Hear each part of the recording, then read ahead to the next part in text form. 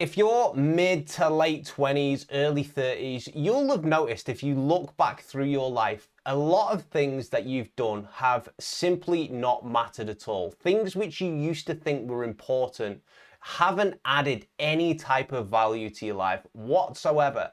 And things which you maybe didn't think were important have added most of the value. In today's video, we're going to be talking about something called essentialism. And what essentialism is the art of doing less but getting more out of the less. And I've just been reading this really good book called Essentialism. It's by a guy called Greg McKeown. And in this book, he talks about all these different principles of essentially being a better version of yourself and being more productive, getting more done, getting the things which actually matter done as well. One of the key diagrams in the book is a non-essentialist versus an essentialist. Let me describe these to you. So when you start your day, you only have limited amounts of energy. And this is what a typical person does. They are pulled in 100 different directions, responding to every request that they get, reacting completely to their environment, and as a result, making very little progress. The progress that the essentialist gets, which is a person who's actually trying to get more out of their time, they focus on fewer things and as a result have more energy and more power to move in the directions that they need to go. If you think about a typical person's day once they get up out of bed, well, they probably wake up, snooze their alarm a few times, go on Instagram, look through YouTube, watch a few different videos, check their emails, then they get up, then they go downstairs, then they decide what they want for breakfast. And then once they do that, they spend a little while getting ready. And then once they do that, they, choose what clothes to wear for the day. Then they get in their car and they drop their kids off at school and they do all these other little errands and things. And then they finally start work with 70% of a tank left. And then they end up, when they're in work or, running a business, they're saying yes to everyone and everything. Half of their calendars filled with things which don't actually matter, which don't actually further their goals. They get home at night, they've got nothing left. They then have to cook dinner. They then have to, look after their kids or, do all these crazy things. And they haven't looked after their body, their sleep or anything like this during the day. They end up going to bed late and the cycle starts over. Whereas the person with the very simple life has one goal and they get that goal done every day, because these little arrows right here all add up to this longer arrow here. And look how little progress this person makes. Look how much progress this person makes. Now, at different stages in my life, I've been both the essentialist and the non-essentialist. And I am a person who generally defaults to non-essentialist way of life. I have a ton of different projects going on at all times. I'm running multiple different businesses. I have clients in completely different industries. I have loads of different focuses. I'm always experimenting with what's new, what's working.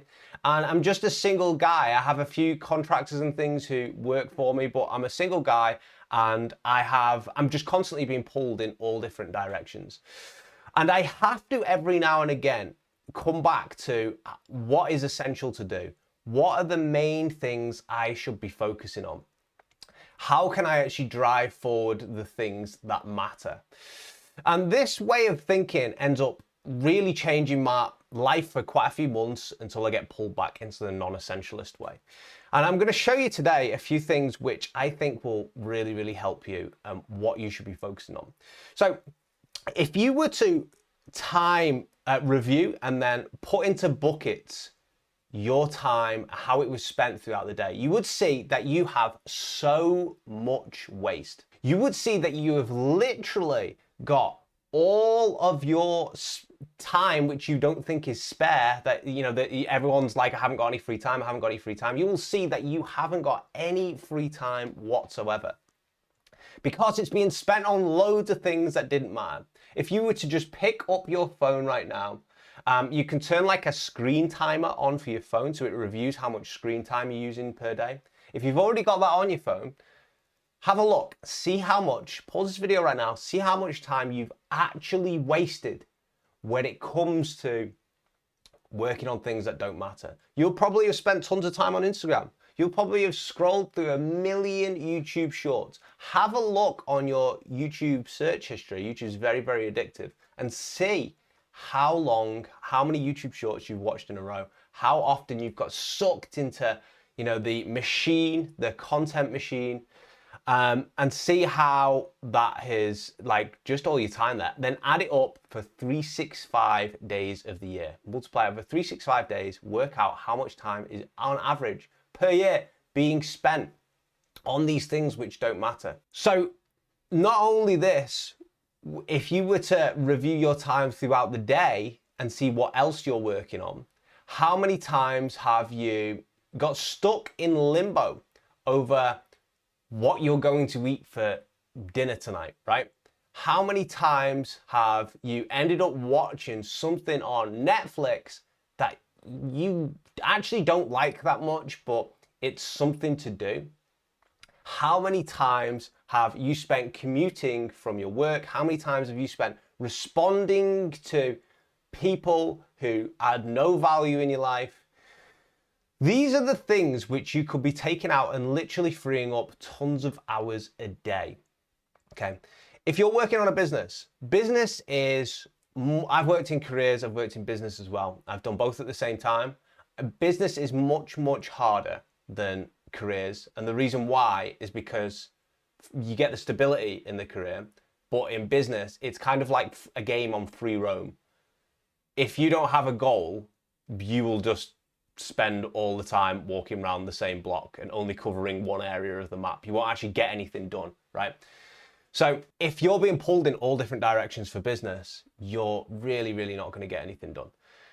And if you are got all these other things going on as well without any focus, there's no progress that's ever going to be made. Now, there's only a few things which have worked for me, which I think everyone should be doing. The less focuses you can have in life, the better. So let me show you a few things. Here's what my focuses are. 1, 2, 3, 4. I have 4 focuses. The first one is health. Health is divided into 3 different segments. Health is divided into diet, it's divided into fitness, and it's divided into sleep as well. You nail all 3 of these things, which come a lot of it automatically, you will have nailed this singular category. So sleep. You sleep every night anyway. You might as well make sure it's high quality. How can you do this? I have, I don't know if you can see on my hand, an Oura ring right here, which tracks my sleep. I've had it for about 3 years now.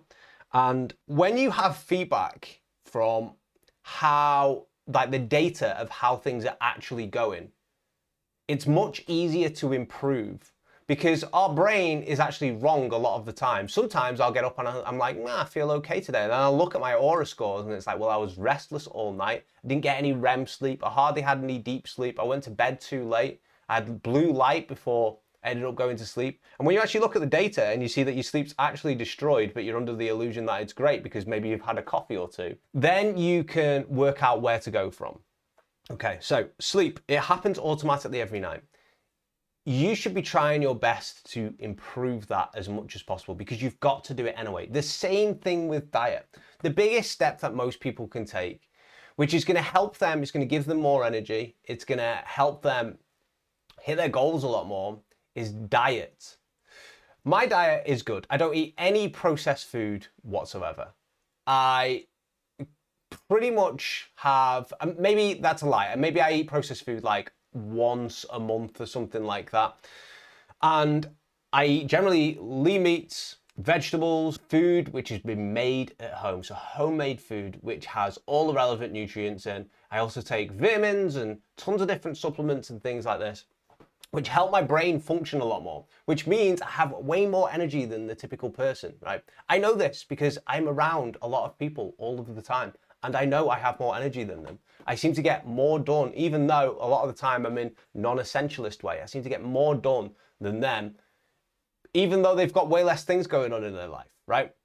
So sorting out your diet. If you sort out your diet as well, your fitness is a lot easier to do. It's easier to put on muscle. It's easier to be consistent. I aim for the gym 7 days a week. Life gets in the way on average about 1 time a week, so I can't make it. But my default is aiming for 7 days a week. It's as natural as brushing my teeth. It's part of the routine. So if you can get a routine on these things, it's very, very easy to nail that first aspect, which is health. You sleep and you diet, you already do. You might as well eat the right things if you're already eating anyway. And you might as well sleep a high quality sleep if you're gonna have to sleep anyway, right? So that's kind of a given. They're not really much focus, not really like much things that you should be focusing on because they're already gonna happen anyway. The only thing that you're gonna have to exert yourself on is fitness. And if you nail diet and sleep, fitness is gonna be a lot easier for you anyway. The next area you should be nailing is wealth. Wealth is essentially money. How are you getting money? Are you working your way up in your career? Are you trying to focus on your business? What is the main lever you can pull to increase your money? So if you think about it, if you're a business right now, there might be tons of different things that you're doing every single day. But the goal of the point of just having a singular goal like wealth is, well, how do I actually get more money? What are the things which have helped me get more money so far? You will find that it's only like 10 to 20% of things. And if the goal and the singular objective is to grow your money and to increase your money, then anything which doesn't directly increase your money, you should be cutting out, full stop, right? For instance, I went through a time where I tried TikTok, I tried door-to-door pitching, I tried going up to different business owners' buildings and actually walking in and cold pitching, which was crazy. I tried all the video editing stuff. I tried all these different things, running a website while running consulting. I had 10 to 20 different things I was trying. And what I found through all of that was like 1 to 2 of them actually generated any money. And it was very, very interesting because oftentimes we're super, super, super busy, but we're not actually being productive. And you must always have your objectives. So these are my objectives. And when I've got these objectives in place, I know that if they're not contributing to them, I can just get rid of them. I can practice saying no. Number 3, we've got love. So under love falls friendships, relationships, family, anything that's associated with people. So love is actually the easiest area to manage, but also the most painful as well. So it's kind of a bit of a seesaw. It's easy to manage because you have to make a simple decision, and the decisions that you make, you're fully in control of who you speak to, when you speak to them, and how you speak to them. But they're painful as well because it's actually people that you're dealing with. Now, you will notice in your life that there are people in your friends, family, or, even someone you're dating who is just no good for you. And you're just putting up with them. Maybe they're really toxic. Maybe all they do is whinge and moan and they just drain you of energy all the time. Maybe they are constantly bitching about someone else. Maybe they are, just not really that good of a friend. And your job is to think to yourself, if these guys aren't adding value to me, then they aren't really essential. If we aren't having a good time together when we see each other, when we interact with each other, then they aren't really essential. And it sounds super, super, super cutthroat, that does. But it's important that you do this because the people who aren't good for you will end up holding you back and you won't be able to move forward unless you get this area under control. Now, I don't mean just turning around to these type of people and just saying, hey, I don't like you, you're not adding value, I'm never seeing you again. That'd be a silly way to deal with this. That'd be a stupid way to deal with this.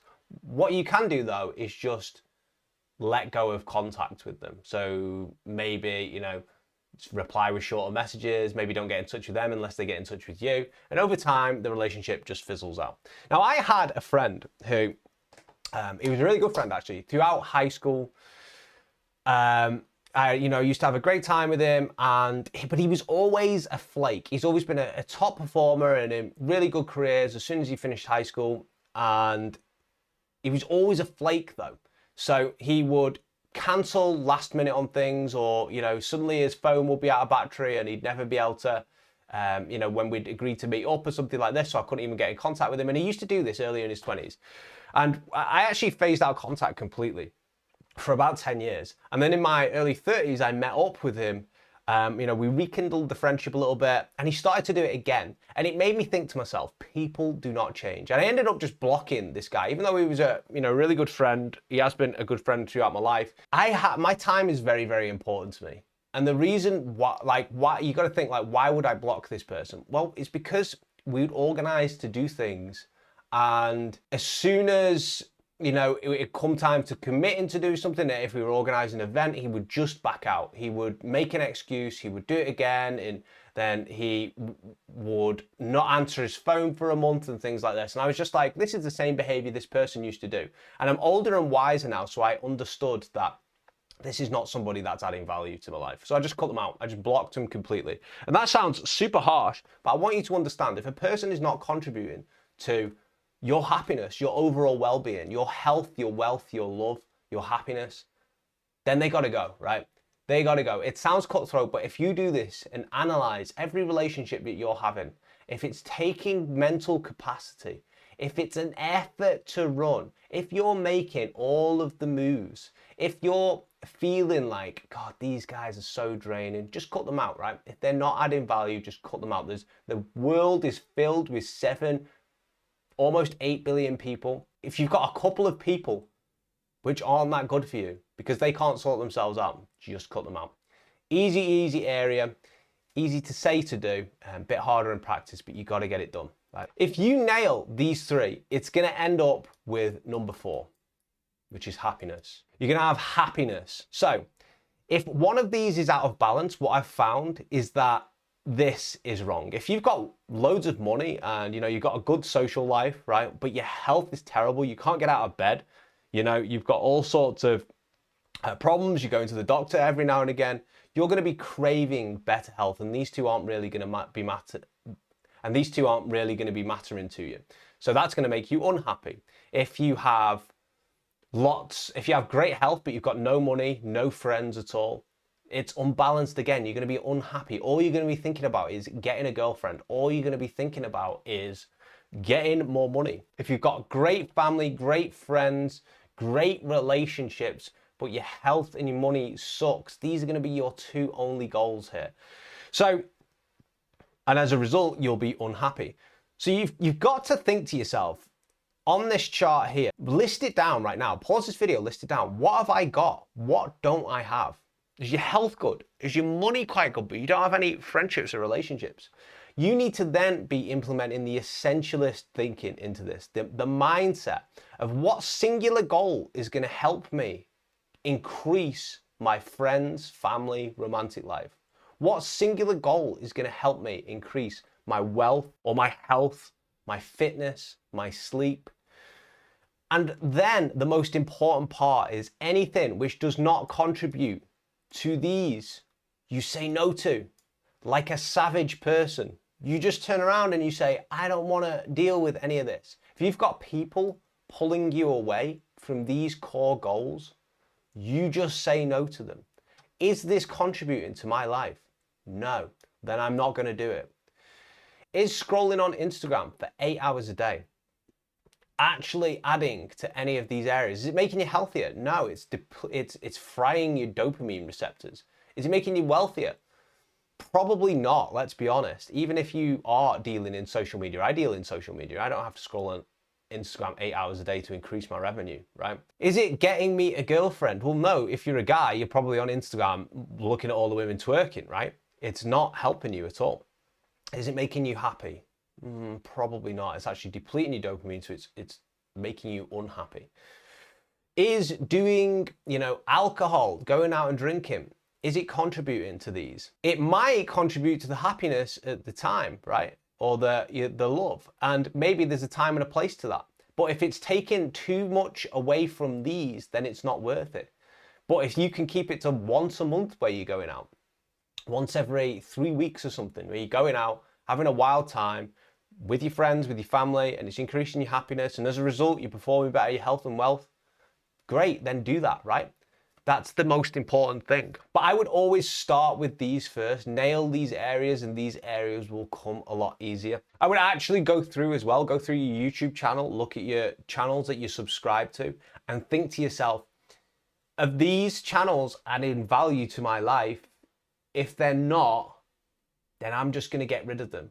Maybe you do have a bit of time where you know, having a bit of downtime, so you are basically, you know, scrolling through YouTube or whatever and watching some entertaining videos. That's fine to do as long as it's in balance. And the problem is, because these platforms are so addictive, they get unbalanced very, very, very quickly. And when they get unbalanced very quickly, you end up on this rabbit hole where it ends up removing any type of satisfaction, progress that you have in your health, your wealth, your love, your happiness as well. Okay. So I hope you enjoyed this video. I hope you can take something away from it. The most important note is to say no to a lot of things. Cut the things out in your life which don't matter. Cut everything out that doesn't matter, that doesn't contribute towards your goals. If it does contribute towards your goals, do more of it, right? Have a great one. Take care. See you in the next video.